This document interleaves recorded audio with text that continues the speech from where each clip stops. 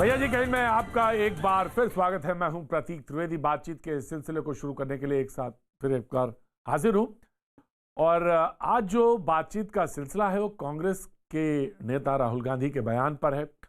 उन्होंने एक बात कही, अपनी कॉन्स्टिट्यूंसी के बाबत एक बात कही, लेकिन उस बात को लेकर बात इतनी आगे चली गई कि अभी कुछ देर पहले एक खबर और आई कि कांग्रेस के ही कुछ नेता लोग जो हैं उनके इस बयान से असहमत हैं, नाराज हैं। बहरहाल राहुल की बंटवारा पॉलिटिक्स की बात है। बात दरअसल ये है कि उन्होंने एक बात अपनी कॉन्स्टिट्यूंसी की संदर्भ में कही थी। पहले वो बात की तरफ हम चलते हैं, उसके बाद मेहमानों से हम तारुफ कराएंगे और ये सिलसिला शुरू करेंगे।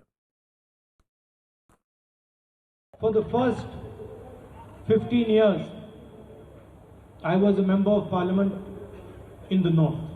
So I had got used to a different type of politics. And for me, coming to Kerala was very refreshing because suddenly I found that people are interested in issues and not just superficially, but going into detail.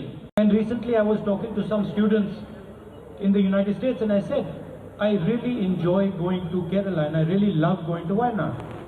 मुझे लगता है कि प्रदेशों के बीच में फूट डालने की जो राजनीति राहुल गांधी कर रहे हैं उससे भारतीय लोकतंत्र को आघात पहुंचाने वाली उनकी राजनीति का जवाब देश की जनता उन्हें 2019 के चुनाव में दे चुकी है।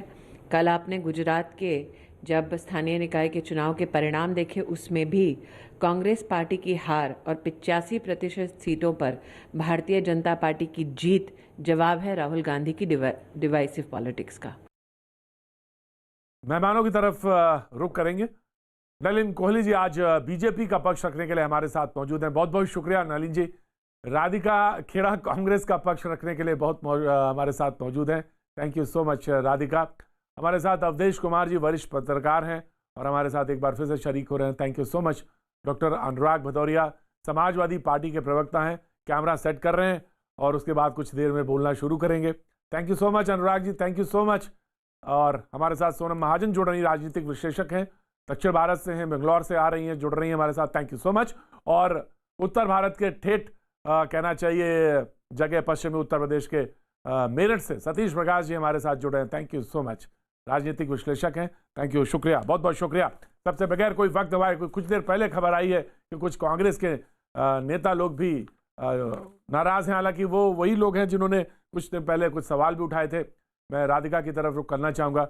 राधिका, ये कहना कि मुझे वायनाड पसंद है कोई बुरी बात नहीं है, ये कहना कि मुझे फलां शहर पसंद है इसमें भी कोई बुराई बात नहीं है, लेकिन ये कहना कि केरल के लोग मुद्दे पर बात करते हैं, लोगों ने कहा इसका मतलब ये हुआ कि उत्तर भारत के लोग मुद्दे पर बात नहीं करते। प्रतीक जी, सबसे पहले तो मैं आपके शो के माध्यम से एक चीज कहना चाहूंगी, क्योंकि आपके शो पे मैं कई सालों से आ रही हूँ और इस शो की जो खूबसूरती है वो ये है कि जो एकदम बर्निंग मुद्दा होता है उस दिन का, उनके ऊपर भी हम बोल सकते हैं और बेझिझक बोल सकते हैं। टॉपिक चाहे कुछ भी हो, आप वो मौका देते हैं। तो सबसे पहले तो आज प्रतीक जी मैं एक मास्टर स्ट्रोक के बारे में 2 शब्द कहना चाहूंगी। क्या बात है, वाह, कहिए। वाह, क्या बात है मास्टर स्ट्रोक। मुझे तो लग रहा था कि ये नहीं, माफी मैं चाहूंगा, ये मत समझिए कि मैं रोक रहा हूँ। मैं ये कह रहा हूँ, मुझे तो लग रहा था लोगों ने कहा ये तो ब्लंडर है और आपने सेल्फ गोल मार दिया, लेकिन आप कह रही मास्टर स्ट्रोक है तो सबसे पहले मास्टर स्ट्रोक सुन लेते। मैं वो मास्टर स्ट्रोक के बारे में सबसे पहले 2 शब्द कहना चाहूंगी जो एक आत्ममुग्ध प्रचार मंत्री ने किया है। वो मास्टर स्ट्रोक जिसमें उन्होंने सरदार पटेल जी का नाम हटाकर अपना नाम चिपका दिया है।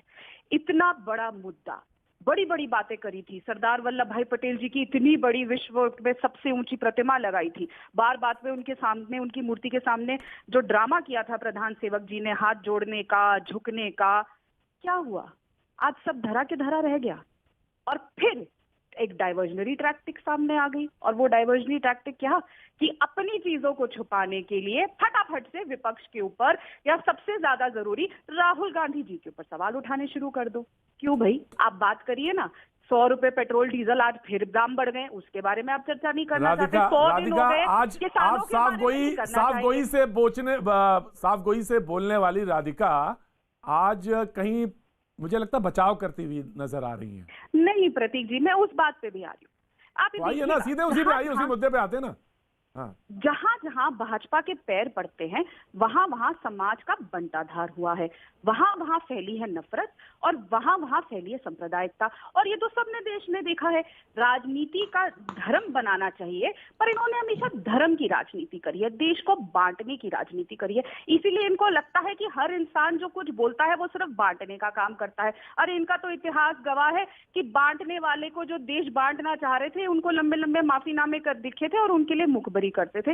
तो ये बार बार इस शब्द से ना, बांटना बांटना से बहुत ज्यादा ऑब्सेस्ड है, चाहे किसी भी बात पे देश को बांटने का नाम हो। अब आप देखिए वो लव जिहाद के कानून जो ये लेकर आए हैं, और उससे ज्यादा सबसे जरूरी तो कल ही हमने देखा, इनके एक नेता है भाजपा के, कपिल मिश्रा, जो कहते हैं मैं बहुत गर्वान्वित फील करता हूं, मैंने जो अपने बात कही थी। और ऐसे शब्द प्रतीक जी, जो मेरी जबान अभी लड़खड़ा जाए आपके यहाँ पे बोलने को, और वो किन के लिए बोल रहे थे?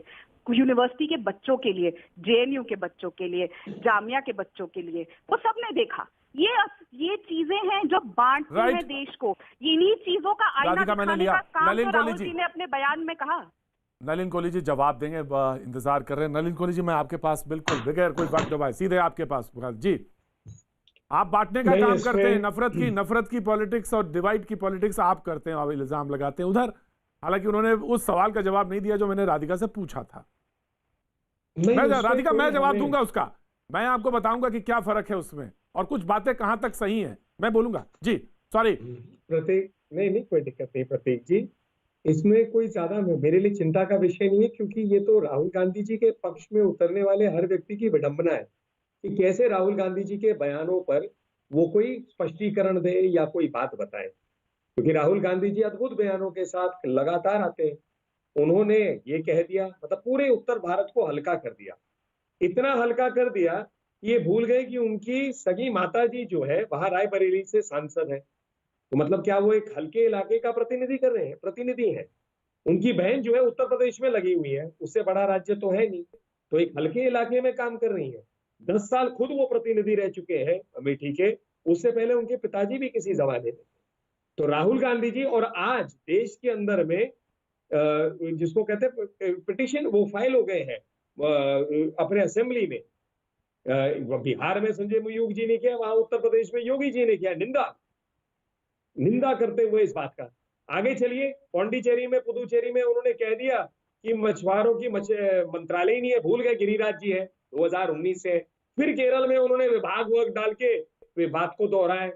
अब राहुल गांधी जी अगर इस प्रकार की बात करें जिससे कांग्रेस के कद्दावर नेता जो है दुखी हो जाए या उन्हें तकलीफ हो, तो उनके प्रवक्ता या उनके पक्ष में बोलने वाले टीवी पे कैसे इस पर कोई स्पष्टीकरण दे सकते हैं? तो इस विषय से तो भागेंगे ही, और जौनपुर की मूली से ब्रह्मांड के रहस्यों तक कोई और विषय ढूंढने में जरूर लग जाए। जी, बहुत शॉर्ट टिप्पणी कांग्रेस की प्रवक्ता, very very very short. Radhika, फिर उसके बाद मैं फिर एक बात बोलूंगी प्रतीक जी, ये चीज राहुल जी ने क्यों बोली? उन्होंने आईना दिखाने का काम किया, क्योंकि भाजपा का तो कोई अस्तित्व है ही नहीं साउथ में, कर्नाटक को छोड़ के। तो वो नफरत जो वो नॉर्थ में फैलाते आए, ये पूरा विश्व देख रहा है।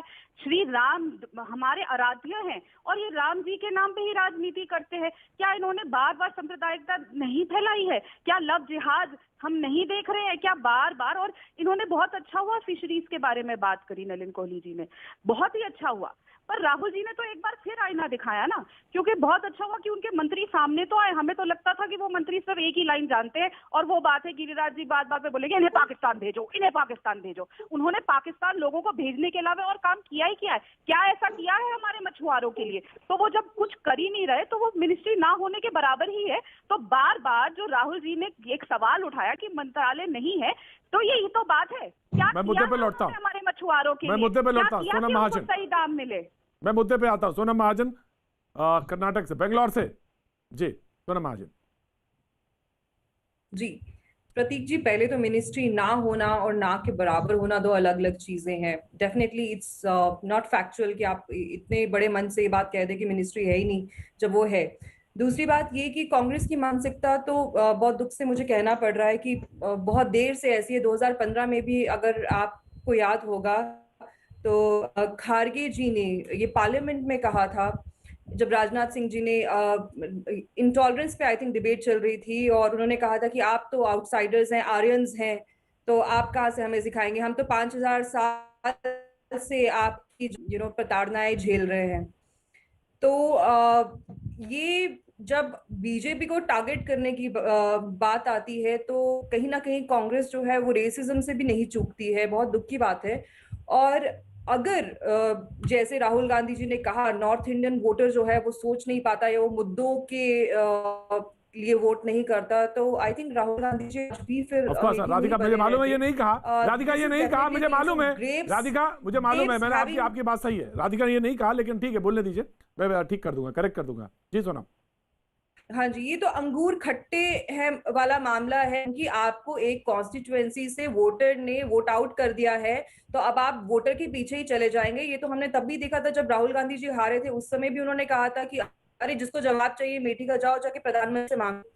तो यही तो कारण है ना कि राहुल गांधी जी आज जो है वो है। अगर वो थोड़ी सी भी जिम्मेदारी से बात करते, या कांग्रेस पार्टी जो एक लीन हो गई है लेफ्टिस्ट आइडियोलॉजी में, एक समय था कांग्रेस पार्टी इंदिरा गांधी जी की पार्टी थी जब वो सेंटर में रहते थे, पर आज ये एकदम वो जो रैडिकल लेफ्ट की तरफ चले गए। यही तो कारण है ना कि देश की हिंदू ने इनको नकार दिया है। और अगर इनको लगता है कि ये फर्दर ऐसे ही डिवाइड करते रहेंगे, जात पात रिलीजन, और फिर पावर में आएंगे, तो सोनम, भगवान इनका भला मैं करे। लौटता हूं, लेकिन I don't think- एक छोटा सा ब्रेक लूंगा, मैं लौटता हूं क्योंकि ये एक बहुत बड़ा बदलाव है साथियों। आत्मनिर्भर भारत के लिए मॉडर्न इंफ्रास्ट्रक्चर पर, मल्टी मॉडल कनेक्टिविटी पर तेजी से काम किया जा रहा है। अपने इंफ्रास्ट्रक्चर को अपग्रेड करने के लिए आने वाले 5 वर्षों में 111 ट्रिलियन रुपए की नेशनल इंफ्रास्ट्रक्चर पाइपलाइन पर हम काम कर रहे हैं। इसमें भी प्राइवेट सेक्टर के लिए लगभग 25 ट्रिलियन रुपए की इन्वेस्टमेंट की संभावनाएं हैं। ये इंफ्रास्ट्रक्चर प्रोजेक्ट्स हमारे यहां रोजगार और डिमांड को भी बढ़ावा देने वाले हैं। मुझे इस बात का भी एहसास है कि अनेक इन्वेस्टर्स भारत में अपना पहला ऑफिस खोलने की सोच रहे हैं। ऐसे सभी साथियों का स्वागत है और मेरा सुझाव है गिफ्ट सिटी में इंटरनेशनल फाइनेंस सेंटर से बहुत मदद मिलेगी। इस सेंटर को इंटरनेशनली कंपेरेबल रेगुलेटरी फ्रेमवर्क के तहत गवर्न किया जाएगा। ये आपके लिए काम करने का एक बेहतरीन बेस हो सकता है। ऐसे ही अनेक प्लग एंड प्ले सुविधाएं भारत में देने के लिए हम तेजी से काम कर रहे हैं। साथियों, ये समय भारत की विकास यात्रा में नए अध्याय की शुरुआत करेगा। जो निर्णय अब लिए गए हैं, जिस लक्ष्यों की तरफ देश बढ़ रहा है, उन लक्ष्यों की प्राप्ति पूरे प्राइवेट सेक्टर पर भरोसा और बढ़ाएगी। दुनिया के सबसे बड़े युवा देश की अपेक्षाएं सिर्फ सरकार से नहीं है, बल्कि प्राइवेट सेक्टर से भी उतनी ही है। ये एस्पिरेशंस बिजनेस की एक बहुत बड़ी अपॉर्चुनिटी लेकर आई है। आइए हम सभी इन अवसरों का उपयोग करें, एक बेहतर दुनिया के लिए आत्मनिर्भर भारत के निर्माण में योगदान दें। और इतनी बड़ी तादाद में आज आप इस संवाद में शामिल हुए हैं, इसलिए मैं आपका हृदय से आभार व्यक्त करता हूं। आपके पास गहरा अनुभव है, देश और दुनिया का अनुभव है। आपके उत्तम सुझाव हम लोगों को इन चीजों को तेज गति से आगे बढ़ाने में बहुत मदद करेंगे। मेरा आपसे आग्रह रहेगा, बजट में जो बातें आ चुकी है, सरकार ने जो नीति निर्धारित की है, जिन बातों को मैंने आज उल्लेख करने का प्रयास किया है, मुझे आपकी भी मदद चाहिए तत्काल तेज गति से इंप्लीमेंट करने का रोड मैप बनाने में। मुझे विश्वास है कि आप सबका अनुभव, आपका ज्ञान, आपका सामर्थ्य भारत की इस आशा अपेक्षा दोनों मिलकर के एक नई दुनिया निर्माण करने की ताकत पैदा करते हैं। मैं फिर एक बार आप सबका स्वागत करता हूं, आपके सुझावों का इंतजार करता हूं। बहुत बहुत धन्यवाद। प्रधानमंत्री बोले थे, लेकिन मैं सीधे जी डिबेट की तरफ फिर से रुक करूंगा। और मुद्दा आज ये था कि जो राहुल गांधी ने कहा कि मुझे एक ताजा बयार लगती है जब मैं वायनाड में होता हूं या केरल में होता हूं, और उत्तर भारत की जो राजनीति है वो फर्क है। समाजवादी पार्टी के प्रवक्ता की तरफ रुख करना चाहता हूं, doctor Anurag Bhadauria. Opening remark आपका, फिर डिबेट ओपन करेंगे। देखिए, मेरा तो मानना है कि पूरब हो पश्चिम हो, उत्तर हो दक्षिण हो, पूरे हिंदुस्तान की बात करता हूं। और पूरे हिंदुस्तान की राष्ट्र की बात में एक ही बात सामने आती है। प्रतीक जी, आप भी जानते हैं, आपकी आत्मा भी जानती है। डॉक्टर अनुराग भदौरिया, इधर उधर की नहीं, सीधी बात बताइए, सही बात या गलत बात? आ रहा हूं ना। अरे मैं तो पूरे उत्तर पश्चिम दक्षिण सबकी बात कर रहा हूं ना, क्योंकि हमें हिंदुस्तान की बात करनी है। तो पूरे हिंदुस्तान से एक ही आवाज आ रही है कि भारतीय जनता पार्टी मुद्दों से भटकाने का काम कर रही है। पेट्रोल डीजल पे चर्चा नहीं करना चाहती है, किसान के सम्मान पे बात नहीं करना चाहती है, बेरोजगारी से आत्महत्या और उस पे बात नहीं करना चाहती है, अर्थव्यवस्था देश की टूट रही है उस पे बात नहीं करना चाहती है, यहाँ पे इंडस्ट्रियलाइजेशन खत्म हो रहा है, इंडस्ट्री बंद हो रही है उस पर चर्चा नहीं करना चाहती है, बेरोजगारी बढ़ रही है उस पर चर्चा नहीं करना चाहती है, लोगों की कमर टूट गई है, लोग अपने बच्चों को स्कूल से निकाल रहे हैं, बच्चों को स्कूल में रख नहीं पा रहे, फीस देने के पैसे नहीं है। ये राष्ट्र की समस्या है। प्रतीक जी, क्या राष्ट्र की समस्या ज्यादा बड़ी है या व्यक्ति की बातें ज्यादा बड़ी हैं? राष्ट्र सबसे बड़ा होता है, लेकिन राष्ट्र पे चर्चा नहीं करना चाहती भारतीय जनता पार्टी, क्योंकि उसको लगता है सोनम कुछ कहना चाह रही है, सोनम महाजन कुछ कहना चाह रही है, तो राष्ट्र की बात कर रहे होते। सोनम महाजन कुछ कहना चाहती है। भारतीय जनता पार्टी जाति धर्म की बात कर रही थी। प्रतीक जी, एक मिनट, एक सेकंड, जाति धर्म की बात कर रही थी, आपसे एक सवाल तो पूछना रंगों की चाहूंगी। भी बात करने लगी। उत्तर प्रदेश के सदन में मुख्यमंत्री जी खड़े होकर रंगों की बात कर रहे हैं। कोई लाल पहन के आता है, कोई हरा पहन के आता है, कोई पीला पहन के आता है, कोई नीला पहन के आता है। सोचिए, कितने बड़े प्रदेश का मुख्यमंत्री रंगों का अपमान कर रहे हैं। होली का त्योहार है, पवित्र रंगों का त्योहार आने वाला है, सब एक दूसरे पे नया नया रंग, हर तरह का रंग डालते हैं, एक दूसरे से गले मिलते हैं, सारे रंग एक साथ मिल जाते हैं। यही तो हिंदुस्तान की संस्कृति संस्कार है। और क्या बोल रहे हैं उत्तर प्रदेश के मुख्यमंत्री जी? रंगों में गलत बोला? तो क्या गलत क्या बोला डॉक्टर अनुराग भदौरिया? क्या गलत क्या बोला डॉक्टर अनुराग भदौरिया? हिंदुस्तान को डॉक्टर अनुराग भदौरिया, कहीं गलत क्या बोला? हिंदुस्तान गरीब जनता की चर्चा नहीं होगी, हिंदुस्तान के मजदूरों की चर्चा नहीं होगी, क्या यहाँ आप सुनिए तो चर्चा नहीं होगी? डॉक्टर साहब सुनिए तो, की चर्चा नहीं होगी, महिलाओं की चर्चा नहीं होगी, उनके परेशानियों की चर्चा नहीं होगी। कमाल की बात है ये। भारतीय जनता पार्टी मुद्दों से ध्यान भटकाना चाहती है, समाज के असली मुद्दों से ध्यान भटकाने में लगी है प्रतीक जी, और ये देश के लिए खतरनाक है, आपके लिए, हमारे लिए, पूरे समाज के लिए खतरनाक है कि देश की सरकार समाज के मुद्दों पे बात नहीं करना चाहती है। डॉक्टर अनुराग भदौरिया, ज्यादा शर्म डॉक्टर अनुराग भदौरिया, राष्ट्र के लिए ऑडियो डॉक्टर अनुराग भदौरिया, खतरनाक ये बात भी है कि दूसरे की बात ना सुनना, यह भी बहुत खतरनाक बात है। बिल्कुल, आप बिल्कुल सही कह रहे हैं। दूसरों की बात तब सुनी जाएगी जब दूसरे बात राष्ट्र के लिए करेंगे, व्यक्ति विशेष की बात से आपको। अब आप सुने, हम डिबेट को आगे बढ़ाते हैं। सोनम कुछ कहना चाह रही थी, उसके बाद में सचिव प्रकाश जी का। अनुराग जी, अगर व्यक्ति बड़ा है तो हम लोग व्यक्ति की पूजा करते हैं, राष्ट्र बड़ा है ना, राष्ट्र की समस्या जी। अनुराग जी, बात यहाँ चल रही है राहुल गांधी जी का जनता पे, उत्तर प्रदेश की जनता पे निशाना साधने की, जहां से उनकी बहन जो है खुद चुनाव लड़ना चाहती हैं।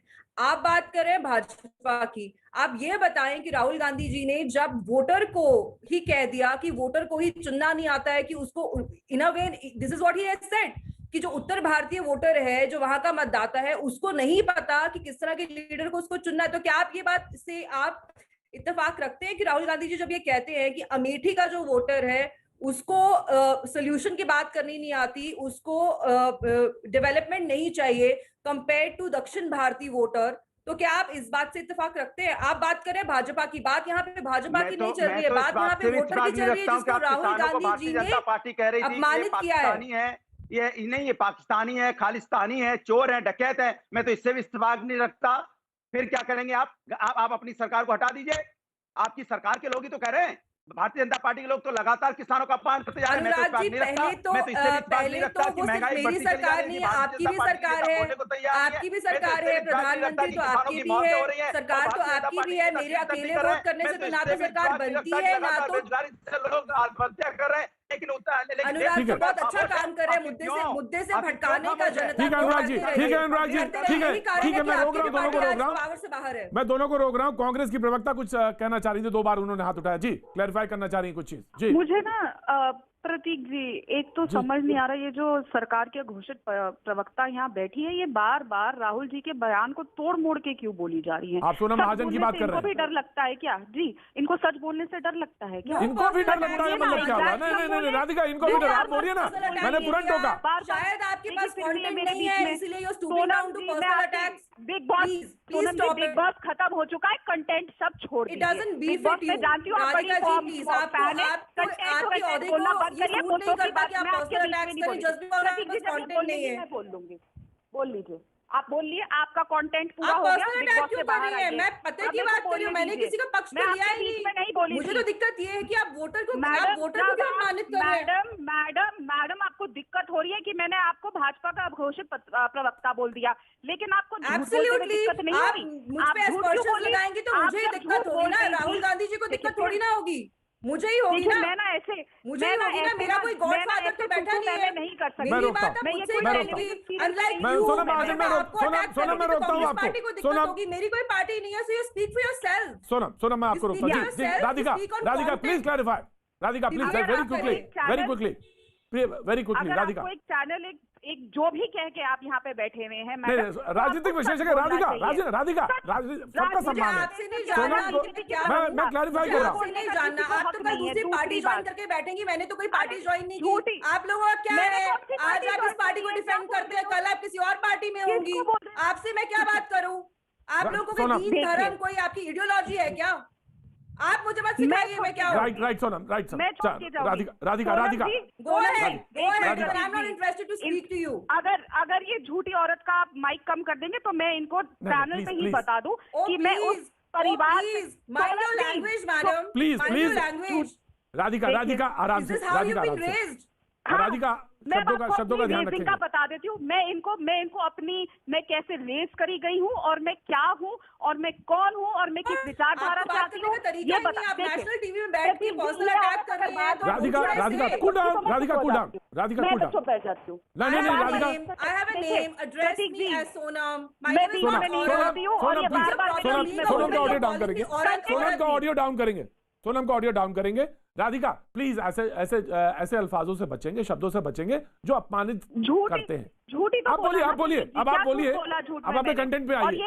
राहुल गांधी ने अपब्रिंगिंग पे जाएंगी तो मैं नहीं, कोई नहीं जा सकता, कोई नहीं जाता, किसी को इजाजत नहीं है, किसी को इजाजत नहीं है जी, किसी को इजाजत नहीं है। से कहती हूँ कि मेरे दादा परदादा जेल में रह के आए हैं 15-15 साल इस देश की स्वतंत्रता की लड़ाई के लिए।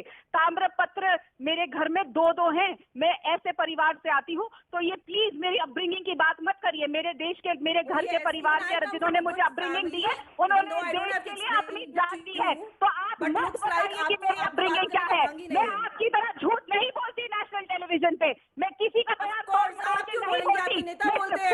आपके नेता बोलते हैं ना, वो आपका काम नहीं राधिका कूल डाउन, राधिका बीच में बोलेंगी। राधिका मैं आता हूँ आपके पास, मैं आता हूँ, मैं आप दोनों को रोकता हूँ। मैं करेगा यहाँ पे। राधिका एक गिलास पानी पियेंगे सर, एक गिलास पानी पियेंगे राधिका, उसके बाद डिबेट पे आगे बढ़ेंगे। दोनों लोगों को मैं शान से रोकता हूँ। सतीश प्रकाश जी उत्तर भारत से हैं और ये बयान कैसे देखते हैं आप जी? सतीश प्रकाश जी। नहीं देखो, मेरे हिसाब से इसमें कुछ देखिए, इसके बारे में बेहतर तो कांग्रेस के लीडर बता सकते हैं, लेकिन आपको एक बात मानना पड़ेगा कि राहुल गांधी जी अमेठी को छोड़ करके वायनाड क्यों गए, इसके बारे में बहुत बेहतर तो राधिका जी बता सकती है। देखो, मेरा 2-3 चीजें हैं। इस देश का नागरिक होने के नाते मेरा सरकार से कुछ सवाल मैं पूछ सकता हूं।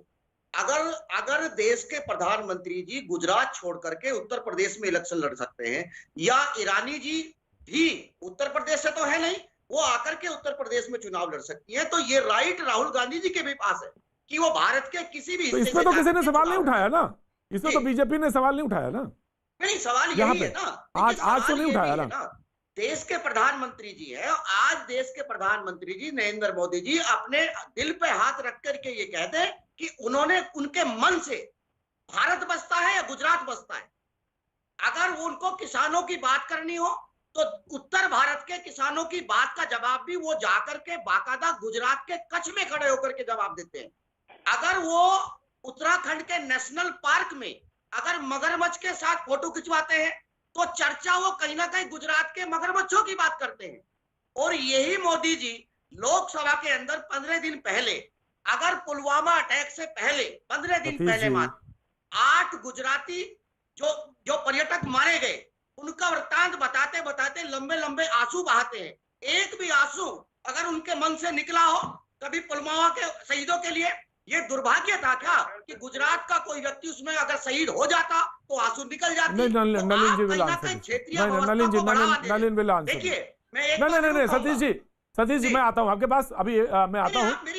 सवाल ये तो वृहद रूप है, यही नहीं आप तो इसकी पॉजिटिविटी बोल रहे हैं। गुजरात का व्यक्ति जाके कहीं भी चुनाव लड़ सकता है और वो वायनाड में लड़ सकते हैं, लेकिन यही देश की, लेकिन आप जब आबो हवा का कंपैरिजन कर रहे हैं ना, यही बीजेपी जब महाराष्ट्र में अपनी जमीन तलाश कर रही थी तब उत्तर भारत के, उत्तर प्रदेश के और बिहार के लोगों को महाराष्ट्र से बाकायदा डंडे मार मार के भगाया जा रहा था।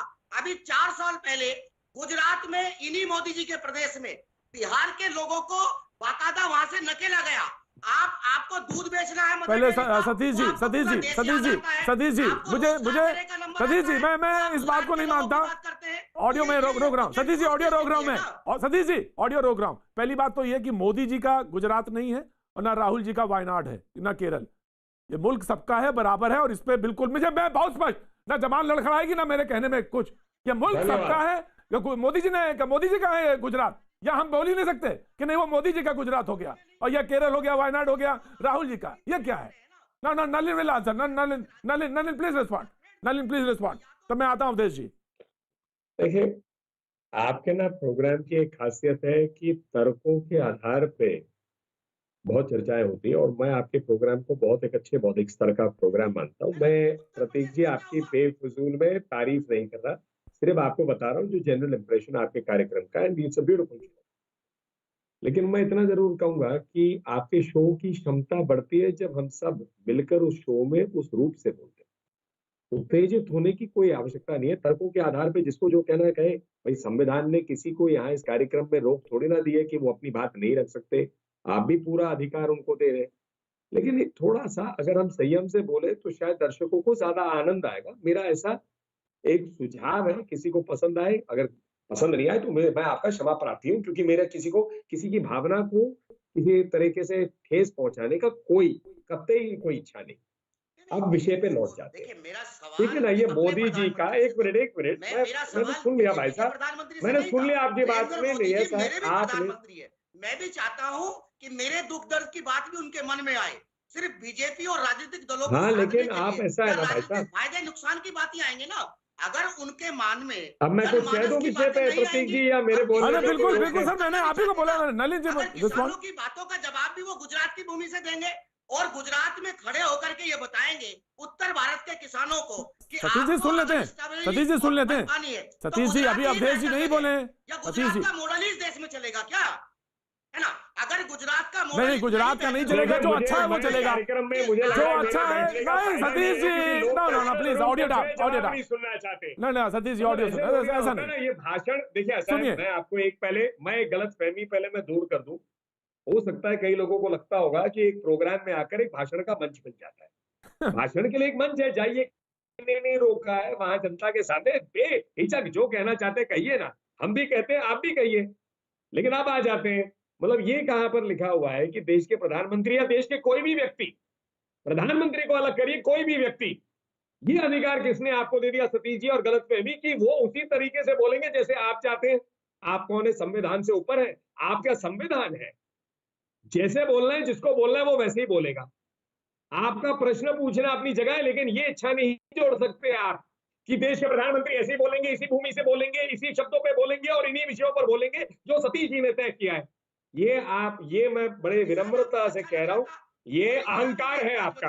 ना ये अहंकार है आपका, ये अहंकार। अब आइए किसानों पे, देखिए मैंने टोका नहीं सतीश जी को, मैंने टोका नहीं, और ये मैं इसे बदतमीजी मानता हूँ, मैं इसे बदतमीजी मानता हूँ।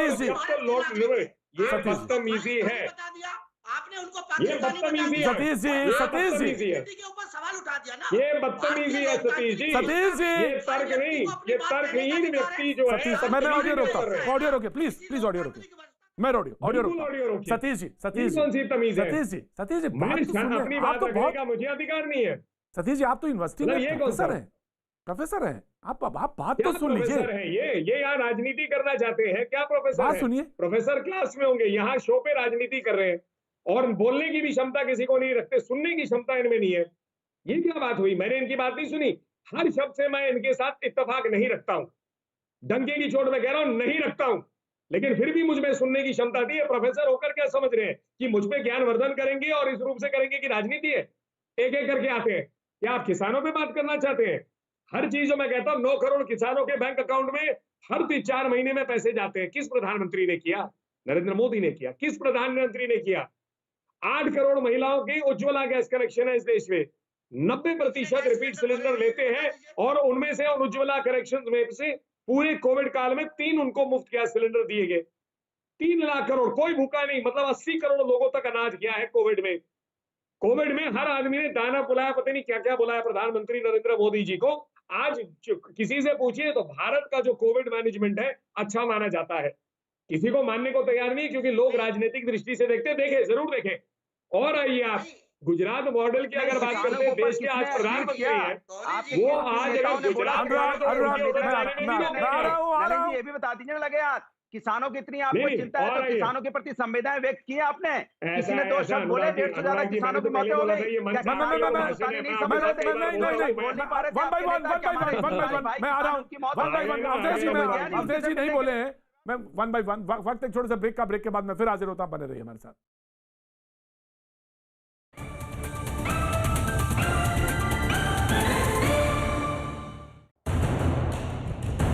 माफी मांगते हुए बातचीत के सिलसिले को शुरू करते हैं। एक बात मैं कहना चाहूंगा, ऐसा नहीं कि सारे बीजेपी से बहुत सारे लोग आते हैं, कांग्रेस से बहुत सारे लोग आते हैं, बहुत डिबेट में बहुत सारे लोग शरीक होते हैं, लेकिन नलिन कोहली जी के बारे में मैं ये कह सकता हूं, कभी उत्तेजित, मैंने आज तक उनको डिबेट में कभी उत्तेजित होते नहीं देखा। लेकिन हाँ, सवाल इस बात का है, जितना नलिन कोहली जी का सम्मान है उतना ही सतीश जी का भी सम्मान है, जितना सोनम का है उतना ही राधिका खेड़ा का, और ये सारे लोग सम्मानित है। अगर कोई राजनीतिक विश्लेषक लिख रहा है, ये उसके पास ये व्यक्तिगत तौर पर उसकी छूट है। और नलिन जी के बारे में तो कहूंगा कि बहुत बहुत संयमित होकर बात पूरी सुनते हैं, और जब मैं नाम लेता हूं तब उसके बाद बोलते हैं कि मैं बोल लूं, वो भी तब भी पूछते हैं। मैं बहुत सम्मान के साथ, और ये बात की राजनीतिक विश्लेषक ये उसका अपना अधिकार है। उसने कहा कि मैं राजनीतिक विश्लेषक लिखना चाहता हूं, तो ये उसका अपना राजनीतिक विश्लेषक है। राधिका खेड़ा, मैं आपके पास आऊं उससे पहले अवधेश जी के पास जाना चाहता हूं, then I will give you time. जी राधिका, अवधेश। प्रतीक जी, ये जो आज का आपका विषय है, ये इसका 4 मूल बिंदु था कि बड़े नेताओं को अपने विचार और उनके शब्दों के चयन की दृष्टि से कितना सतर्क होना चाहिए।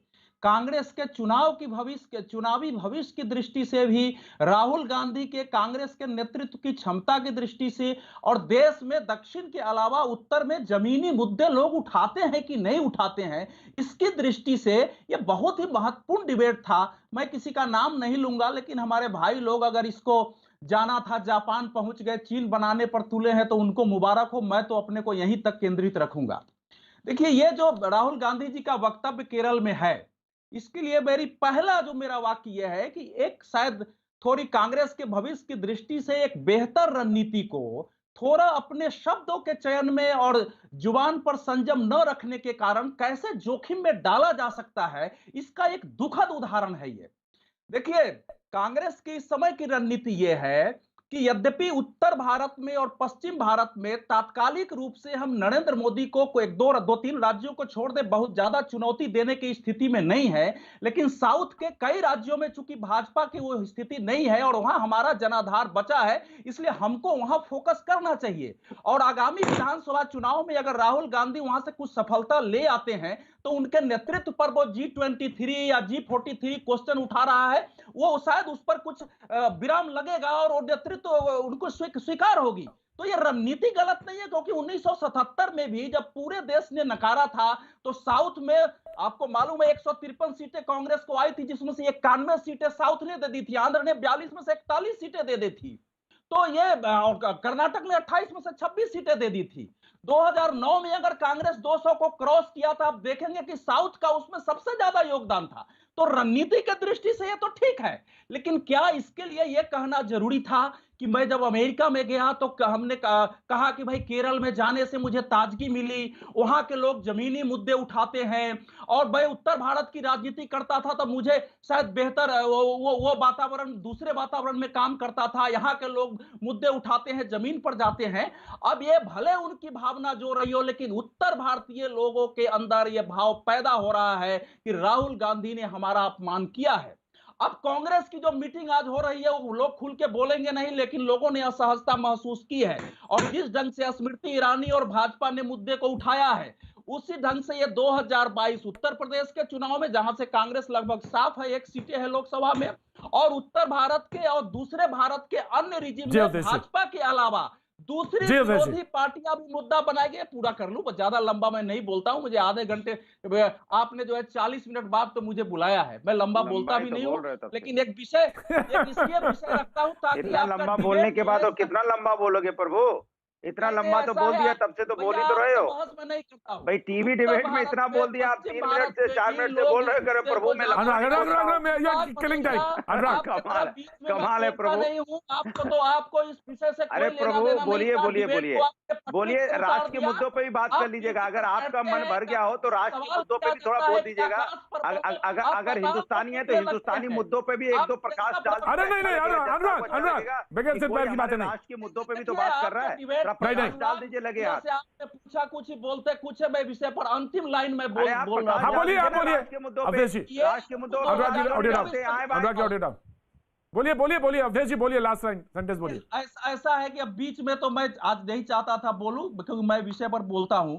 मेरा कहना यह है, और तथ्यतः यह गलत है प्रतीक जी, क्योंकि आपने भैया जी कहीं के बाद जिले जिले प्रखंडों में उत्तर भारत का दौरा किया है। एक एक जिले में जाइए, प्रखंड में जाइए, मुद्दों की लड़ाई, गैर राजनीतिक संगठन जो है, जन संगठन है, सामाजिक संगठन है, जगह जगह धरना प्रदर्शन करते हैं, भोजन फूड के लिए आत्महत्या करो, उस पे बोलो। 150 किसानों की मौतें हो गई, उसके बारे में बीजेपी ने कुछ नहीं बोला, उस पे बोलो। मैं रोकता हूं। दुनिया भर की बातें बोल रहे हो, लेकिन राष्ट्र के मुद्दों पे बात नहीं करना चाह रहे। पेट्रोल की कीमत बढ़ गई, महंगाई कमर तोड़ है। ठीक है, मैं और रोकता हूं, मैं दोनों को रोकता हूं, मैं दोनों को रोकता हूं। अवधेश जी को रोकता हूं, अनुराग को, दोनों की ऑर्डर डाउन, दोनों की ऑर्डर। डिबेट ओपन है, डिबेट ओपन है। मैं कांग्रेस के प्रवक्ता के पास जाना चाहता हूं, लेकिन एक बात मैं अपनी जरूर कहना चाहता हूं। ऐसा नहीं है अवधेश जी, मैं साउथ में नहीं गया शो करने, मैं गया। मैंने एक सोसाइटी में जो चेंज है उसके बारे में तो मैं कह सकता हूं, और मुझे कहने में बेहिचक, मुझे तो कोई वो नहीं है। मैं कह सकता हूं कि उत्तर भारत में, ऑफकोर्स नलिन जी मैं आ रहा हूं, उत्तर भारत में तड़क भड़क बहुत ज्यादा है। साउथ में वो सादगी बहुत जरूर दिखती है, और वो बड़ी बड़ी चार्मिंग है, और वो बहुत उसका चार्म है। वो साफ गोई जो है, ऐसा नहीं मैं कह रहा हूं कि उत्तर भारत में नहीं है, वह व्यक्ति बहुत साफ गोई के साथ नहीं बोलता है। ताजगी यहां भी है, ताजगी वहां भी है, लेकिन तड़क भड़क है। और वो जो चेंज है वो सबको एविडेंट है। शायद वो बोलते बोलते वो कोई चीज ऐसी बोलना चाह रहे थे जो आपने कहा कि वो नहीं चयन कर पाए शब्दों का। मैं कोई वो नहीं दे रहा हूं, उनको एस्केप नहीं दे रहा हूं, लेकिन हाँ ये बात सही थी। जी कांग्रेस के प्रवक्ता मैं देता हूं, राधिका। प्रतीक जी मुझे now debate is open, now debate is open. जी Prateek ji, everybody can speak, कोई भी बोल सकता है, डिबेट ओपन है। जी उम्मीद करूंगी जैसे मैं किसी के बीच में नहीं बोलती, बार बार मेरे बीच में कोई नहीं बोलेगा। 2 बातें मैं कहना चाहूंगी। राहुल जी ने बहुत साफ तौर से कहा कि उत्तर भारत और दक्षिण भारत की राजनीति में बहुत अंतर है। बिल्कुल अंतर है। दक्षिण भारत में अभी तक भाजपा नफरत की राजनीति नहीं फैला पाई है, क्योंकि कर्नाटक के अलावा उनका कहीं पे अस्तित्व नहीं है। और सच्चाई की बात यह है कि उन्होंने सिर्फ यही बात कही, क्योंकि सच्चाई यह है कि प्रतीक जी देश के क्या ज्वलंत मुद्दे हैं? महंगाई, बेरोजगारी, आंधे मुंह गिरा हुआ जीडीपी, किसानों की शहादत, हमारे सैनिकों को जो वीरगति और चीन द्वारा भारत पर सरजमी पर कब्जा हो रहा है, वो मुद्दे नहीं है। जो एलपीजी गैस के सिलेंडर के दाम बढ़ गए हैं, वो मुद्दा नहीं है। 100 रुपए का डीजल हो गया है। 100 दिन से ज्यादा किसान हमारे बैठे हुए हैं वहां पे। मोदी जी के आंसू तो नहीं टपके उनके लिए, पर बहुत चीजों के लिए आंसू बार बार आ जाते हैं मोदी जी के।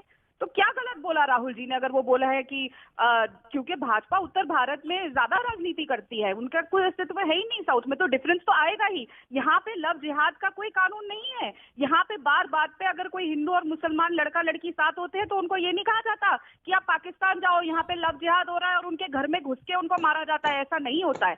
और एक और बात मैं कहना चाहूंगी, आपने जब शुरुआत करी थी प्रोग्राम की, तो आपने हमारी जो माननीय मंत्री साहिबा हैं उनका एक क्लिप दिखाया था जिसमें वो राहुल जी को एहसान फरामोश करा रही थी। एहसान फरामोश कौन है प्रतीक जी?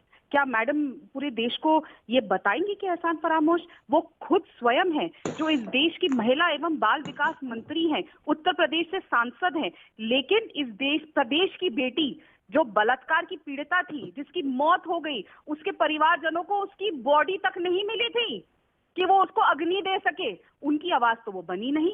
और जब वो खुद ऑपोजिशन में थी, चिल्ला चिल्ला के बड़े बड़े सिलेंडर लेके घूमती थी पूरे देश में, एलपीजी के बारे में बोलती थी, महंगे प्याज के दामों के बारे में बोलती थी। राइट राधिका, राइट नलिन जी, मैं आ रहा हूँ, बिल्कुल आ रहा हूँ, बिल्कुल आपका चांस है। मैं विकास मंत्री, महिला मंत्री और उत्तर प्रदेश की सांसद उत्तर प्रदेश की बेटियों के लिए चुप, राइट हमें ज्ञान दे रही है। Of course right. सोनम महाजन।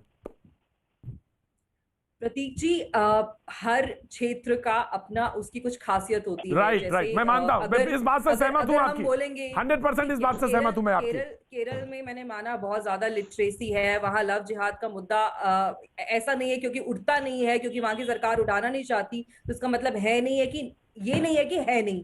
ये एनआईए ने भी की भी बहुत सारी आप रिपोर्ट्स आपको मिल जाएंगी जहां पे इस इशू को बार बार रिकवर किया गया है।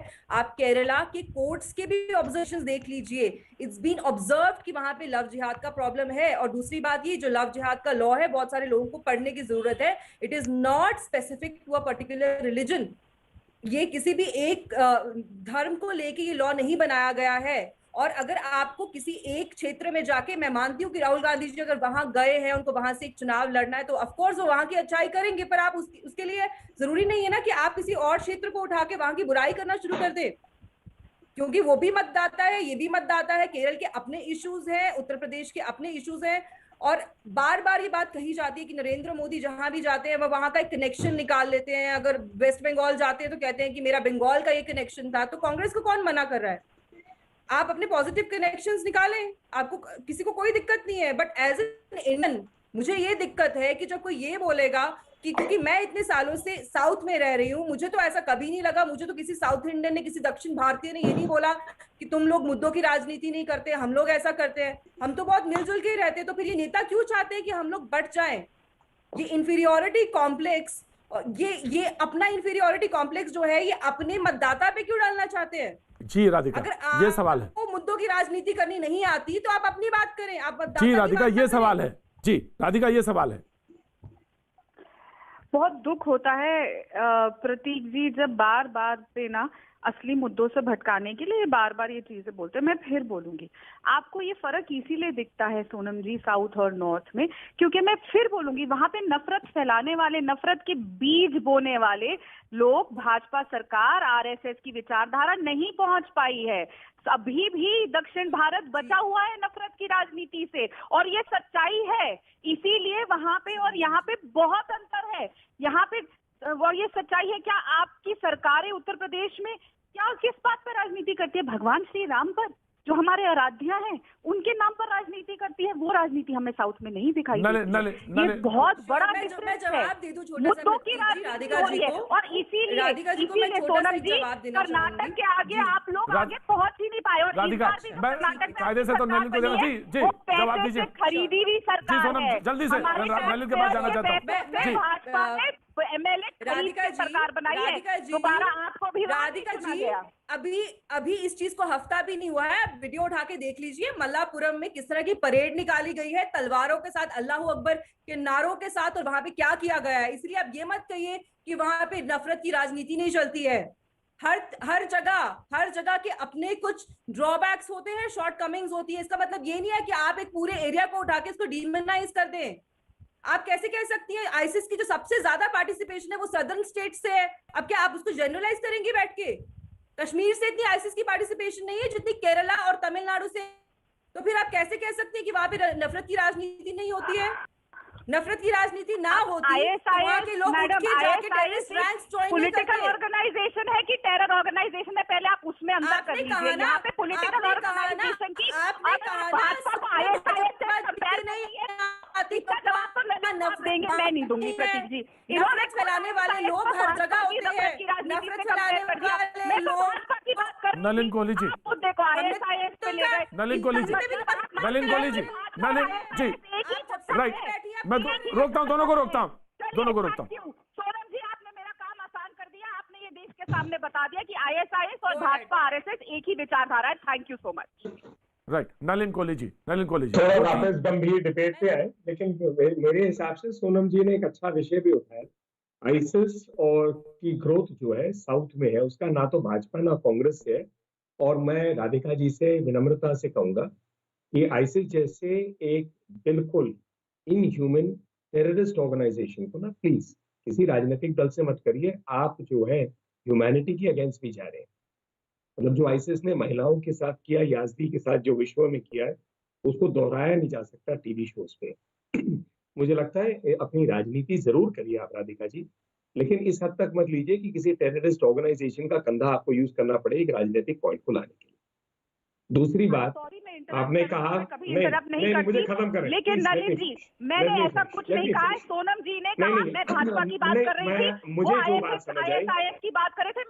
मेरी बात मुझे जो कहना था मैंने कह दिया। कभी नहीं बोलती ना, मैं उम्मीद करती हूँ कि कोई मेरे बीच में बोले, लेकिन ये क्लियर करने की जरूरत थी कि मैंने ऐसा नहीं कहा। ये सोनम जी के शब्द थे। मैं भाजपा की बात कर रही थी, उनकी नफरत की राजनीति की बात कर रही थी, वो बीच में उन्होंने कंपेयर किया। मैं कभी नहीं कहती, मैं कभी भी नहीं ठीक है राधिका, राइट राधिका, अलग हो सकती है, राइट।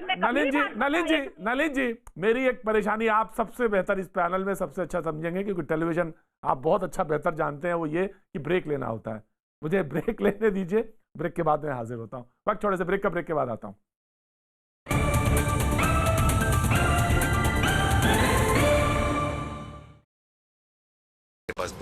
भैया जी कहीं में आपका एक बार फिर स्वागत है। बातचीत के सिलसिले को आगे बढ़ाएंगे और सीधे डॉक्टर अनुराग भदौरिया कुछ कहना चाह रहे थे, मैं उनके पास रुक करता हूँ। डॉक्टर अनुराग भदौरिया, बगैर इस वक्त गवाए। देखिए, आपने देखिए आपकी 1 घंटे की लगभग डिबेट में सारे प्रवक्ताओं ने अपनी अपनी बात कही, लेकिन कहीं भी इस बात की किसी ने भी चर्चा नहीं की कि हिंदुस्तान क्या चाहता है।